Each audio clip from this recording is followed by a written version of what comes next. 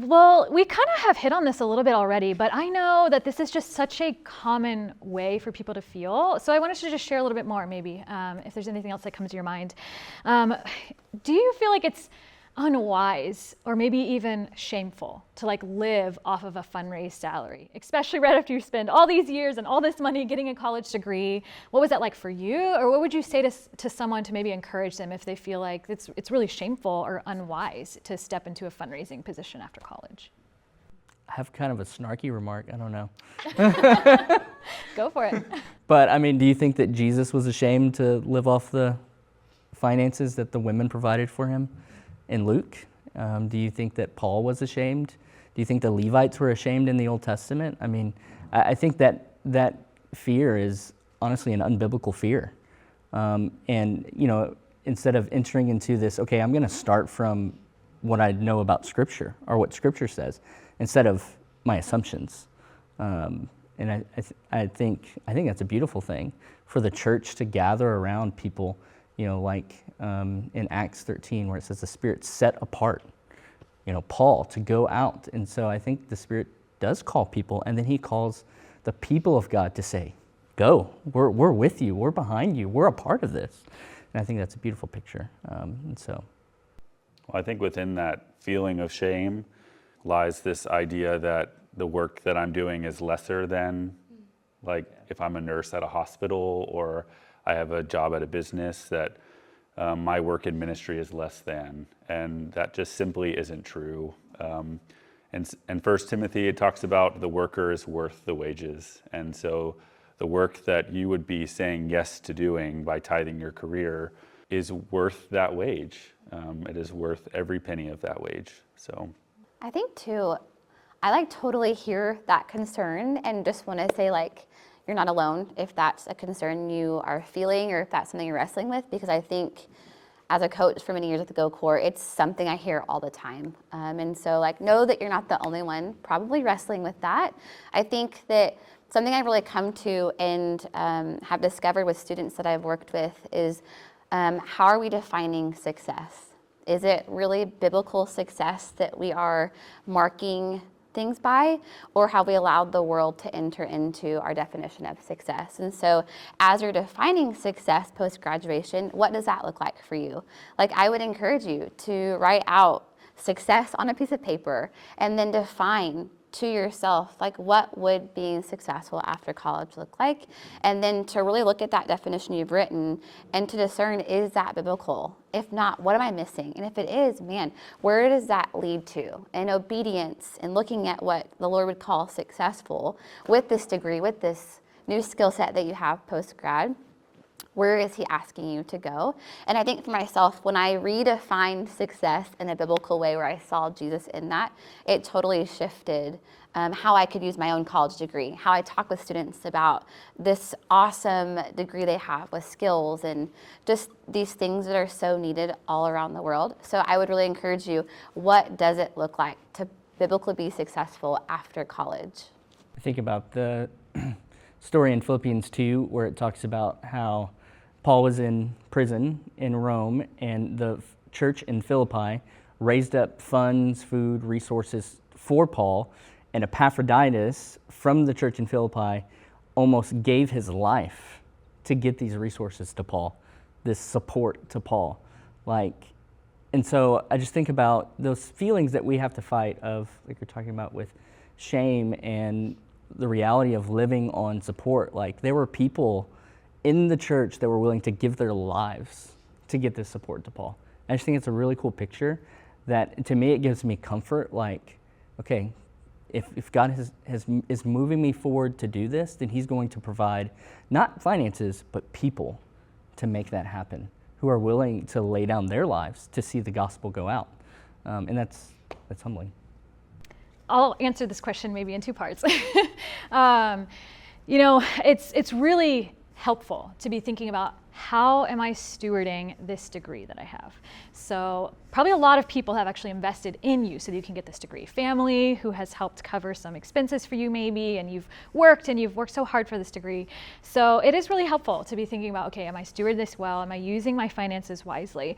But one thing I would encourage you to think about is this season of life is so unique.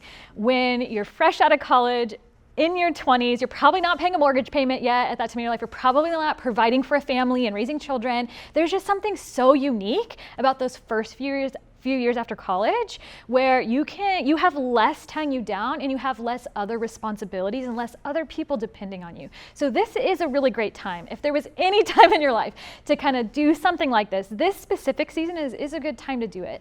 And GoCorps, we have built the program to help you take care of your financial responsibilities. So if you have student loans when you graduate, your student loan payments are a part of the fundraising process that you're doing. You're actually getting to make your student loan payments through the GoCorps process.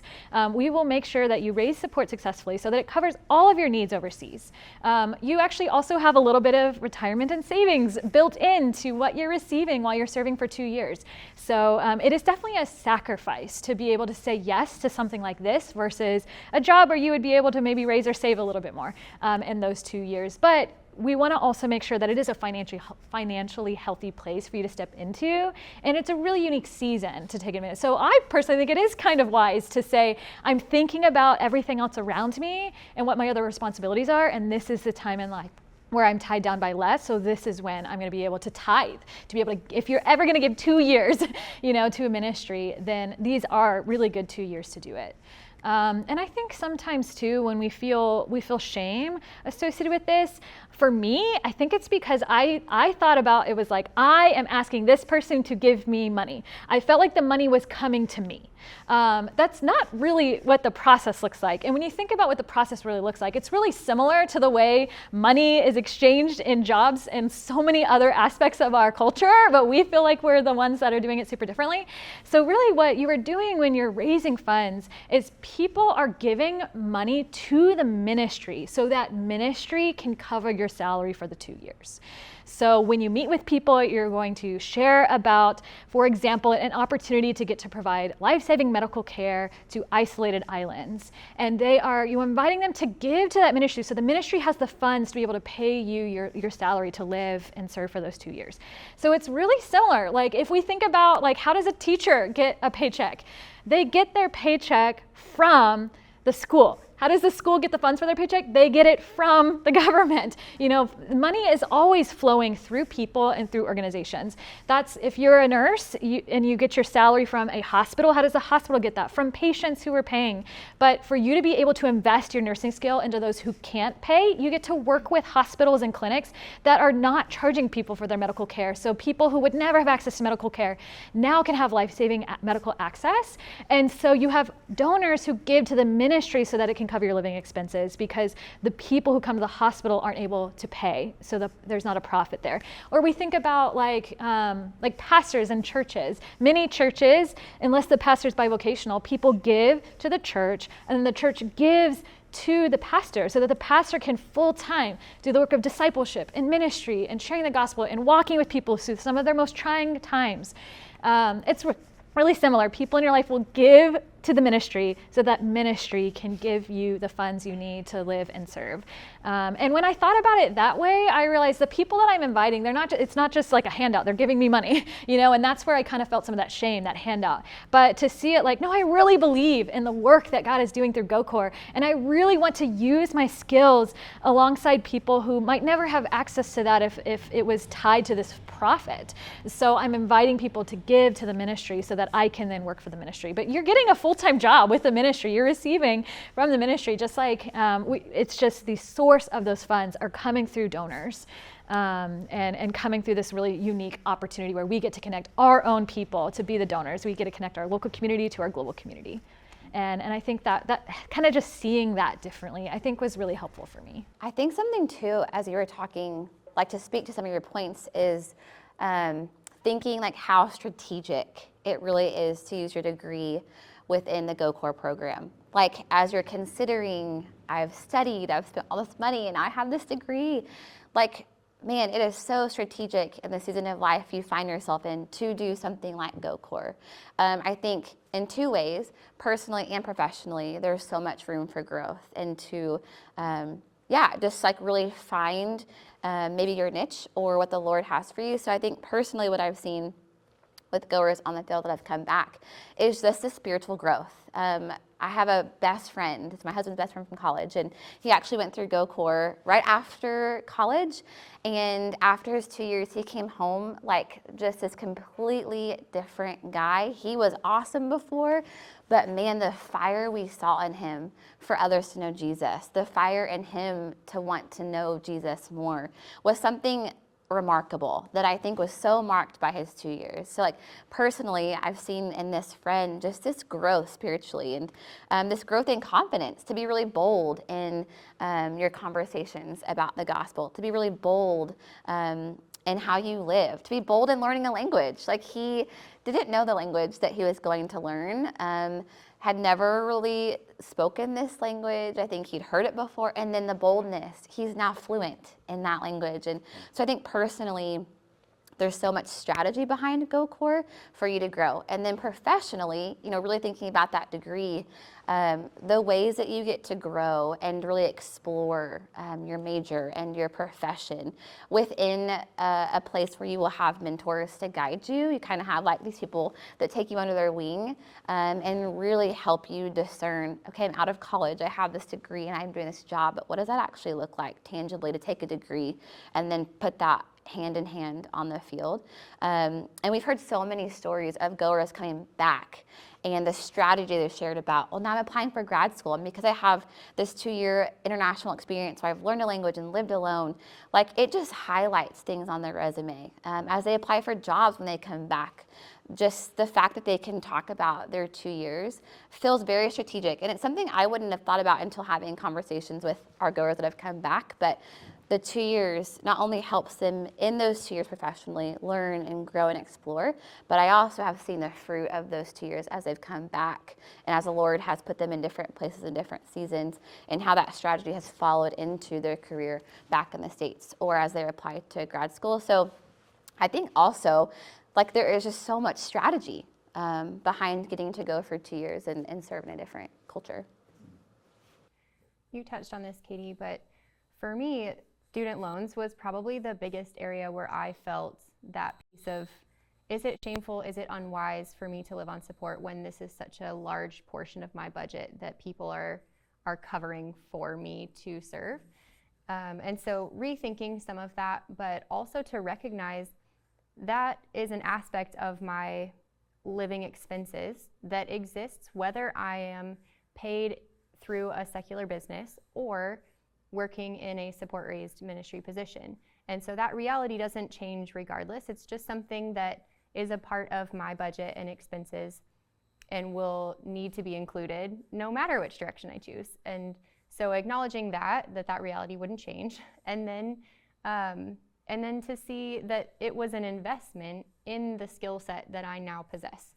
And so to see it as that, not that I've just accrued all of this debt unwisely, but that it was invested in what I now bring into my career, and so to be grateful for it rather than see it as this like ball and chain I carry into the next season. And the other thing is fundraising for me, I still would look back now and say it consistently has been a season of tremendous growth in faith for me. And so to pose that question of is it unwise to put yourself in a position where you have to exercise faith? No, like that would seem so foolish to even ask. So to acknowledge that there is wisdom in putting yourself in a position to get to exercise faith and trust in the Lord. And so there's such goodness in that. I think even on like a really practical investment side of things too, it is a sacrifice. It is a sacrifice to say I'm going to spend 2 years after college in this ministry with GoCorps versus what you could do as kind of a traditional career path.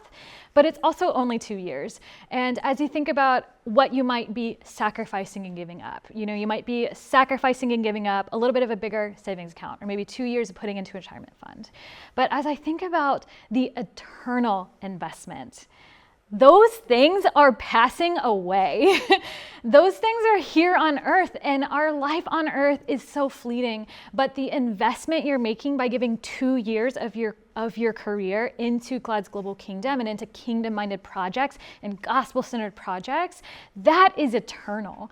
So to look at the 2 years worth of, getting a little bit farther ahead on my student loans, maybe in these 2 years, that pales in comparison. It's a real sacrifice to be able to sacrifice some of those financial things. But also when we think about it, and this is passing away and this is eternal, then that's also another way to see that investment and be willing to make that sacrifice to tithe your career when you're able to look at the worthiness of the things that you're sacrificing.